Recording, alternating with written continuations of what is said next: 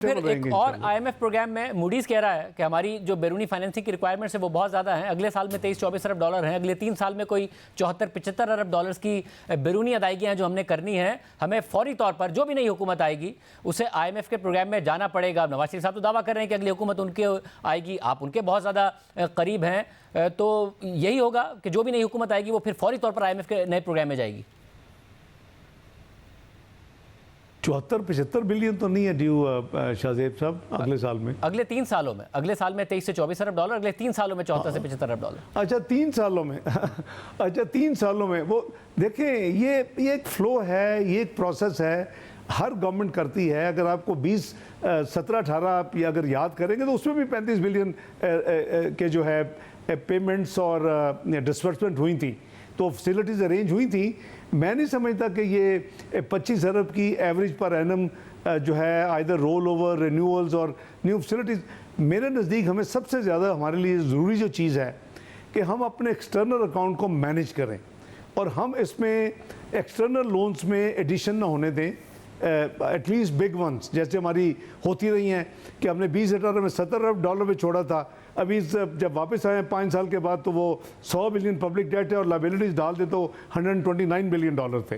तो ये जो सिचुएशन है इसको अवॉइड करना चाहिए, जिसको मैं हमेशा लफ्ज़ देता हूँ फिजिकल डिसिप्लिन का, और वो मैं 2013 से 17 तक भी उसी को फॉलो किया और मैं अब भी एक 8-9 महीने जो गुजरे हैं पिछले, मैं उसी को फॉलो कर रहा हूँ।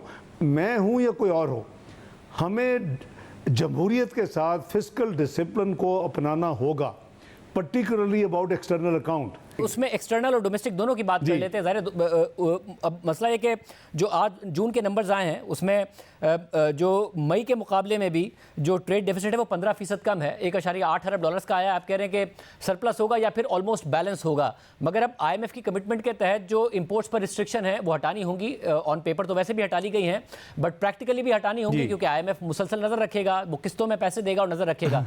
तो करंट अकाउंट बहुत ज़्यादा बाहर नहीं हो जाएगा हमारे जो टारगेट्स हैं उससे, इसकी क्या गारंटी है? नहीं, मैं समझता हूँ कि कुछ हमारी पेमेंट्स होती हैं, ट्रेड डेफिसिट भी है, कुछ और भी पेमेंट्स होती हैं। ये फिस्कल मैनेजमेंट ज़रूरी है और ये फिस्कल मैनेजमेंट हो सकती है और की जा रही है। एटलीस्ट जब से मैंने जिम्मेदारी संभाली है, tight fiscal management particularly with respect to external account, वो उसको फॉलो किया जा रहा है। इंपोर्ट रिस्ट्रिक्शन हमने जो लिफ्ट की हैं वो इंशाअल्लाह जहाँ तक इंडस्ट्री या ट्रेड का ताल्लुक है वो उसी तरह फ्री है और कुछ अब रिस्ट्रिक्शन इम्पोज नहीं है। लेकिन आपकी सारी इन्फ्लो हमें अपने एक्सपोर्ट्स को बढ़ाने की तरफ तवज्जो देनी है। हमारा एक इकनॉमिक रिवाइवल का प्रोग्राम है, वो डोमेस्टिक भी है और वो एक्सटर्नल अकाउंट के हवाले से भी है। डोमेस्टिक जो है हमने एग्रीकल्चर को बहुत ज़्यादा इसके ऊपर फोकस करना है और काफ़ी स्पीड वो खो चुका है। आपको भी पता है कि वो कुछ इन्फॉर्मेशन SIFC के हवाले से पब्लिक भी हो चुकी है। और जहाँ तक हमारा मिनरल्स का है, इसको हमने एक्टिवेट करना है। आने वाली गवर्नमेंट जिसकी भी हो, हमने उसका वेट नहीं करना। मेरी कोशिश होगी कि हम सॉवरन वेल्थ फंड क्रिएट कर दें ताकि ये जो एक यानी कंट्री की इंसॉल्वेंसी की बात शुरू हो गई थी और नहीं होनी चाहिए थी, लिक्विडिटी क्रंच था, ये बात सही है यानी करंट लेवल पे, लेकिन ये नहीं है कि खुदा ना खास्ता पाकिस्तान सॉल्वेंट नहीं है। मैनी फोल्ड 129 बिलियन के एक्सटर्नल डेट एंड लायबिलिटीज़ हैं तो 3000 अरब मिनिमम आपके अल्लाह के फल से आपके पास मिनरल्स और आपके पास रिसोर्सेज मौजूद हैं। तो हमें उसको सारे को अब चैनलाइज करना है।